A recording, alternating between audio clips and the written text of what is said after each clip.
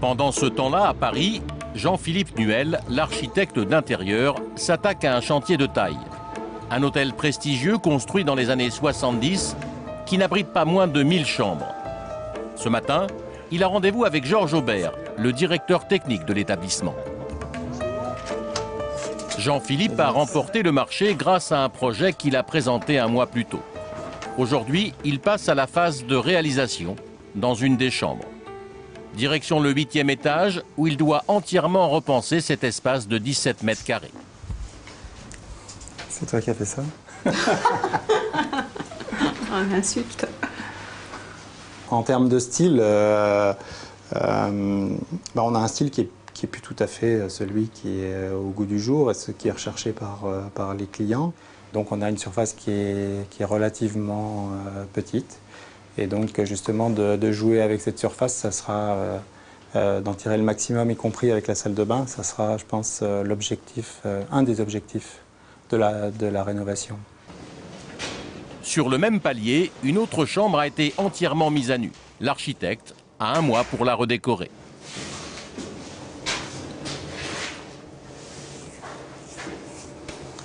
Alors voilà, c'est là qu'ils ont arrêté en cours, là. C'est le premier coup de scie. Hein, c'est pas le premier trait de crayon, puisque vous l'avez donné déjà il y a quelques mois.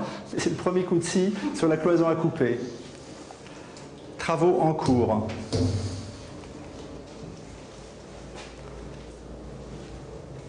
On se retrouve devant la plus simple expression de la chambre.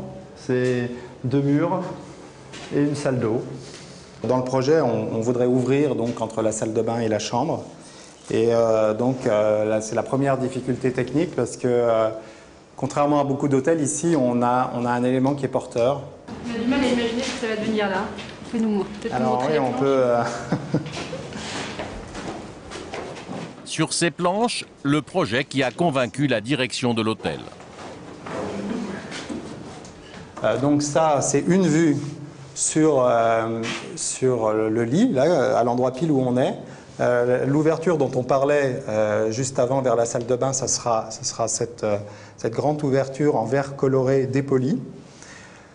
Là, l'idée, c'est qu'on bénéficie de la lumière du jour quand on est dans la salle de bain, mais culturellement, je ne peux pas imposer une transparence totale vers la salle de bain.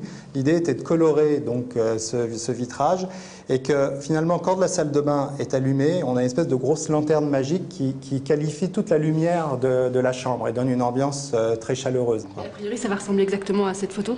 Normalement, on est très très proche de ça, oui. Ouais. La même chose dans la salle de bain. L'idée, c'est que la salle de bain soit le prolongement de la chambre. Et c'est plus le petit cabinet de toilette, le parent pauvre de la chambre.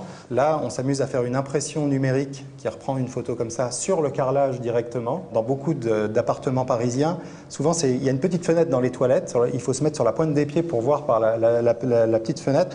Et des fois, c'est par cette petite fenêtre qu'on a la plus belle vue. Et tout le monde, quand on va dans un appartement, dit « Venez voir dans mes toilettes, on voit la Tour Eiffel ». C'est un peu la même histoire qu'on essaye de raconter de façon un peu anecdotique.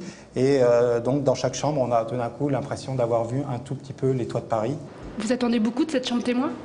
Alors, on attend déjà qu'elle concrétise les plans tels qu'ils ont été présentés. Aujourd'hui, on a une image, on a une photo, ce qui est paradoxal, puisqu'on a les photos avant que l'objet soit créé, donc c'est de la science-fiction. Donc, on espère aujourd'hui que le concret soit l'équivalent, voire peut-être mieux dans l'espace. Pour que tout soit harmonieux, Jean-Philippe Nuel vérifie le moindre détail grâce à ses planches de matière. Oui, c'est joli, on retrouve le noir et ainsi de suite. Alors ça, c'est l'avantage aussi de ces planches, là, c'est que comme tous les matériaux sont les uns sur les autres, en fait, en matière de contrôle de l'harmonie, ça laisse rien passer. C'est-à-dire que de faire ça, c'est plus exigeant que la réalité après elle-même.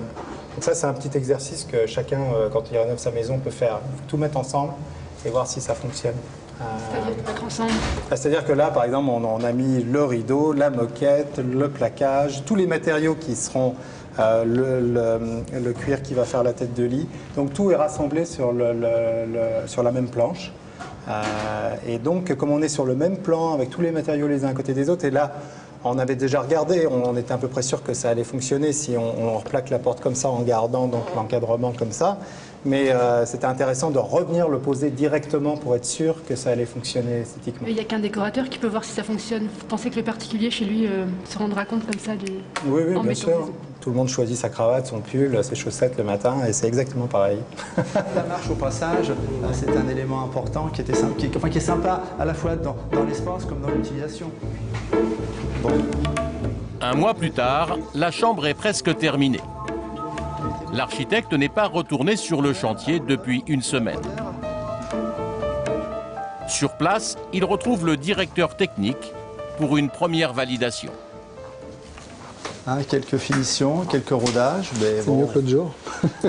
On a avancé un petit peu depuis là. Ouais. Ouais. Alors là, on a vraiment un problème là, sur cette tête de lit. Là. C'est quoi? C'est pas la bonne épaisseur? Qu'est-ce qui vous chagrine? Non, mais normalement, elle doit être beaucoup plus haute et le capiton doit être beaucoup plus généreux.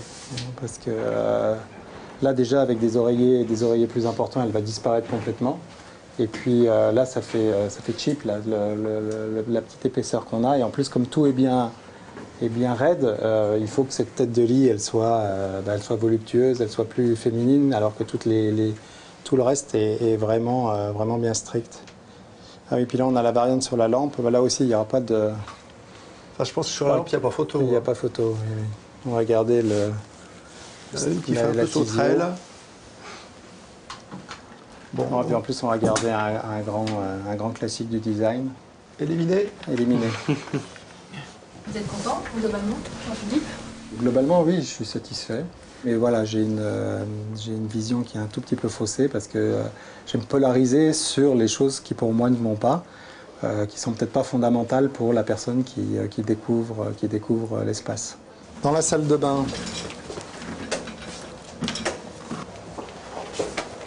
le miroir est un peu éblouissant. Et là, il faut qu'on arrive à régler ça, parce que pour l'instant, je trouve que ça ne fonctionne pas tout à fait.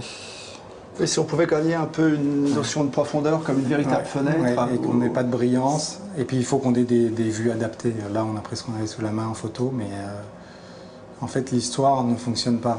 Enfin, on ne comprend pas le plan, là. C'est plus comme une photo que comme un tableau. Vue. Voilà, on ne comprend pas l'idée de la petite fenêtre et ainsi de suite. L'impact de la lumière venant de la salle d'eau à travers la vitre jaune, c'est plutôt une très bonne impression. Tiens, Seb, il faut que tu vois si je sais pas. Qu'est-ce que tu en pensais, Sébastien? En ombre chinoise aussi. Regarde. Attends, je vais aller regarder. Oui, quand tu es prêt, on voit quand même quelque chose, oui. Et c'est vraiment une ombre. L'entrée, vous avez vu la penderie? Bon, là, ça fonctionne bien, l'idée du miroir dans l'axe. Ça agrandit l'espace de la salle de bain. Alors, on se pose la question des tiroirs qui étaient à push-pull, là. Parce que c'est vrai que quand vous savez qu'il faut appuyer avant de tirer, vous le faites, mais naturellement, d'abord, je ne sais pas que c'est un tiroir, si j'arrive pour la première fois. Et puis si je fais ça, ça vient pas. C'est bien, c'est un faux, ça? Ça m'énerve, non, c'est le même, c'est un vrai. Ils fonctionnent tous. Je trouve que c'est un peu compliqué dans des clients qui arrivent, qui sont là une nuit et demie et qui n'ont pas le temps d'apprendre. Alors, on leur donne effectivement un tas de produits, un tas de télécommandes, etc. Et je crois que pour ces choses-là, il faut leur simplifier la vie. Non, on va mettre une poignée cuvette pour qu'elle ne sorte pas du plan du meuble. Et puis on la tirera comme poignée bateau un peu. Le raccord entre le carrelage et la moquette, ça vous convient? Parce que Ici, je oui. discutais avec Thomas. Moi j'aime bien, on n'a pas de barre de seuil. Oui. Surtout qu'on a une entrée qui est en carrelage, donc on a ce sentiment dur.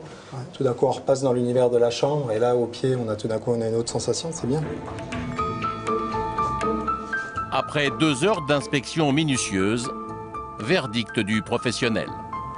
Ce qui fonctionne, c'est quand on rentre dans cette chambre, bing, c'est chic. Oui. Ce qui m'intéresse, c'est que ça soit pas typé. C'est pas années 70, c'est pas art déco. Donc il y a quelque chose de parisien. J'ai l'impression que voilà, un Américain qui rentre dans cette chambre, il dit tiens, il y a un côté chic, il y a un côté un peu français, il y a un côté un peu couture. Et donc c'est là que je me dis ok, c'est bon, on a été jusqu'au bout de notre histoire. Déjà, c'est très fidèle à ce que nous a vendu Monsieur Noël. Et ça, j'en suis assez content. C'est que l'image, la première démo, la première animation, je m'y retrouve totalement. Quand est-ce qu'on fait votre appartement, Monsieur Aubert? Avec grand plaisir. Et ça serait fusionnel entre nous, alors.